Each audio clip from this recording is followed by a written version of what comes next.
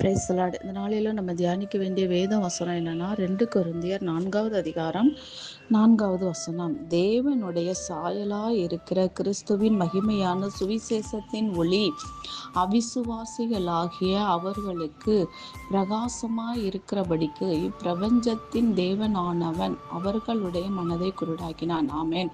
இந்த வசனத்தை பாருங்க. இந்த பிரபஞ்சத்தின் தேவனானவன் சத்ருவானவன், அவனை நம்ம பிசாசுன்னு சொல்றோம். ஆனா வேதம் சொல்லுகிறது இப்பிரபஞ்சத்தின் தேவனானவன் சொல்லுது. ஆனபடினால் அவன் நம்மை குருடாக்காதபடிக்கு கிறிஸ்துவின் விசுவாசத்தின் ஒளியாகிய அந்த சுவிசேஷத்தின் ஒளியில நம்ம நடக்கணுங்கிறது தான் வேதத்தின் திட்டம். பிசாசோனுடைய கையில நம்மளை ஒப்பு கொடுத்து விடாதபடி கிறிஸ்துவின் ஒளியில நடக்கிறதுக்கு நம்ம பிரயாசப்படுவோம். அந்த ஒளி நம்ம மீது பிரகாசிக்கட்டும். பிரபஞ்சத்தின் தேவனானவனை நம்மை விட்டு தள்ளி கிறிஸ்துவின் ஒளியில நம்ம வருவோம். இயேசுவின் நாமத்தினாலே ஆமென்.